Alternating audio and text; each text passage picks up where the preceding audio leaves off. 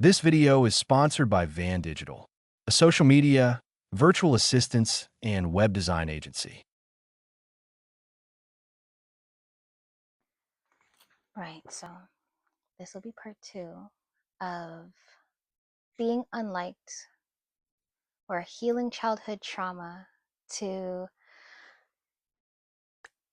people pleaser pipeline. Okay, so at a point in time, and I keep it real because to an extent, my mother kept it real with me. And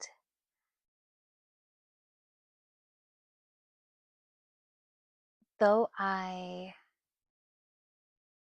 wish she were more gentle, it did the job. I remember one day she would call me out and she said, "Your laugh is really not your own anymore, right? It sounds like a photocopy of your friends." Or I would ask for the same shoes, the same Jordans that my friends had growing up instead of the leather penny loafers my dad would buy me because I wanted to fit in so bad. And I remember my dad saying, "Okay." And he took me to Champs and he said, "Okay, pick out the shoes that you wanted," right? And I picked them out. I showed him the price tag and he pulls out the price tag of the loafers that he bought me. And he said, "All your friends are wearing this, but your shoes cost $150 more and it's genuine leather. But you want to degrade yourself to fit in with your friends, to fit in with your friends who, at the time,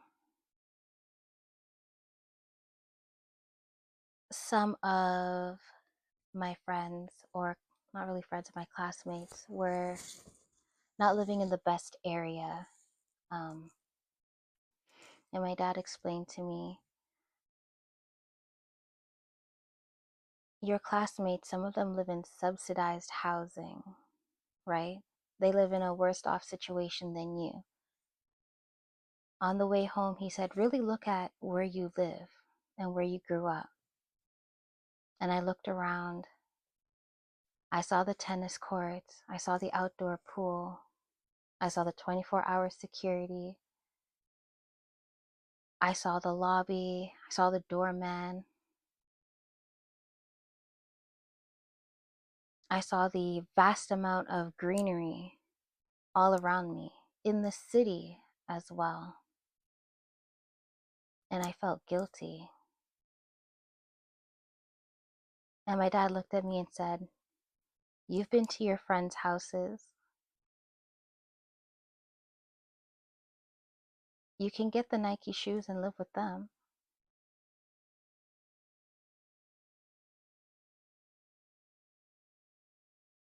And that was the first time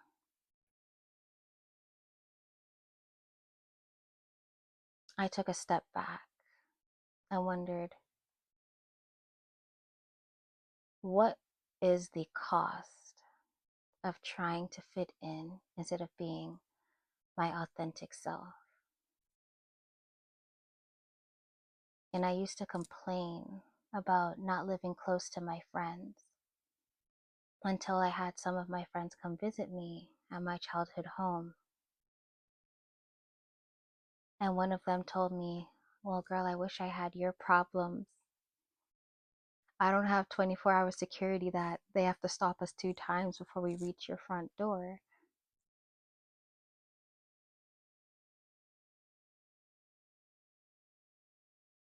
And it really put things into perspective.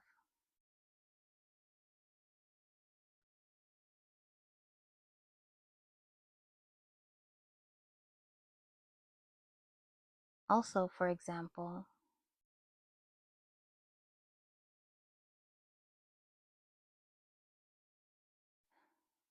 in an attempt to fit in early, I would say, maybe in the fifth grade, Black History Month, and all of the other kids that were Black were able to pick out their hair into afros and beautiful afro puffs. And my hair was just not able to do that. My hair was curlier than most.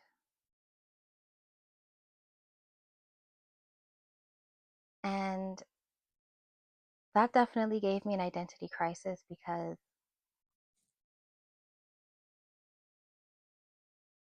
people asked if I was adopted when my dad would pick me up from school. Um, or they would say that, oh, you're not Black, to the point where they're like, you can't sit with us because you're not Black. Hence why most of my friends were Asian growing up, because I could relate to that side of my distant heritage and I felt accepted. Um, Even down to my hobbies growing up, I was othered. I had swimming classes, piano classes, I would do taekwondo and the like. And I never really saw anybody who looked like me and was accepting. So I was always trying to change myself, always trying to be accepted, even if I had to sacrifice.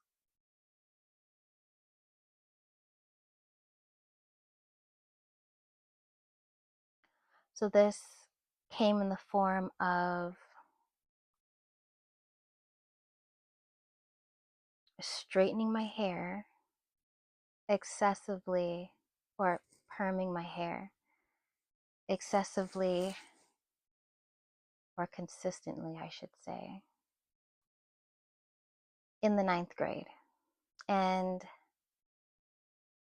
I thought, well, if my hair is straight, no one would be able to see the texture of it and ask me weird questions like, are you mixed? Are you adopted? That always took me. Are you adopted? No. Only to find out that the perm really never made a difference. Um, it just took the bulk of my hair down. So,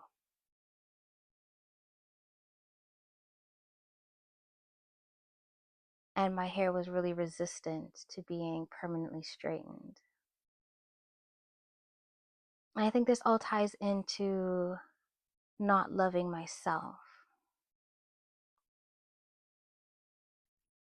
And I would say the easy part of me coming to love myself was, of course, living in an answered prayer. I prayed that I would be beautiful like my mom. I would have her features. And I got it. So I was able to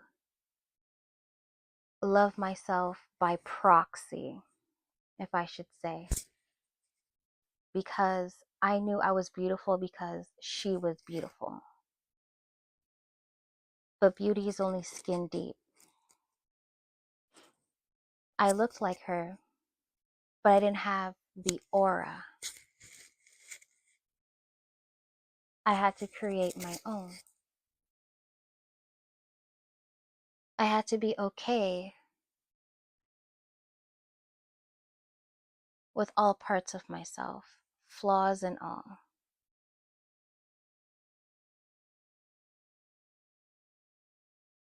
I had to be okay with the fact that sometimes you have to walk your path alone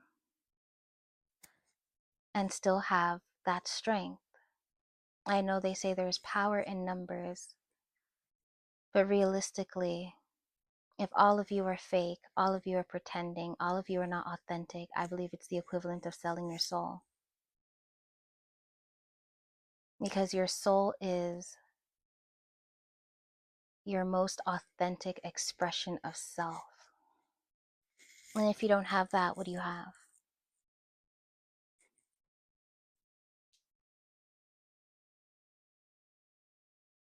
Of course, I would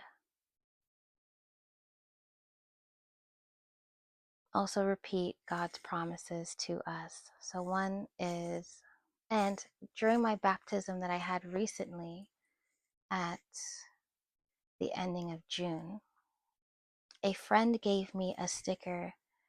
And I think I want to say it's Psalm 141, that you are fearfully and wonderfully made in the image of God. I know a lot of people will say, well, what does God look like?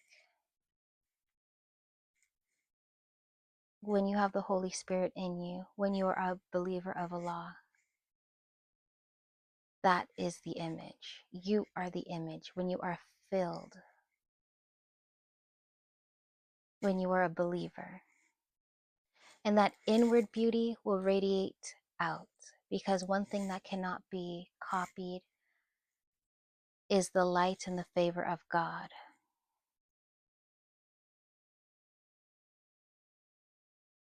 You cannot steal that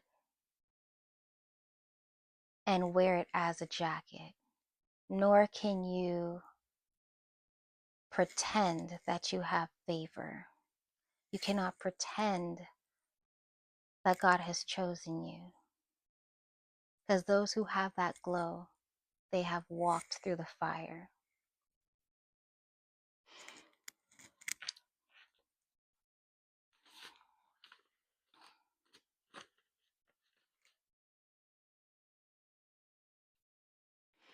Also, people pleasing led me to have many addictions in life that I know a lot of people don't talk about.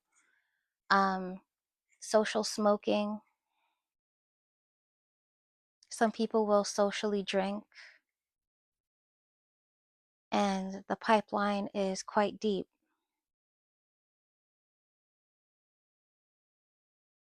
The urge to belong while sacrificing yourself for those around you comes with consequences, and sometimes you can't pay it back. You can't replace the years, the missed opportunities, and so on and so forth. And I truly believe when you're authentic, there are doors that God will open for you that only you can walk through. And if anyone else tries to walk through it, well, they'll be burned, won't they?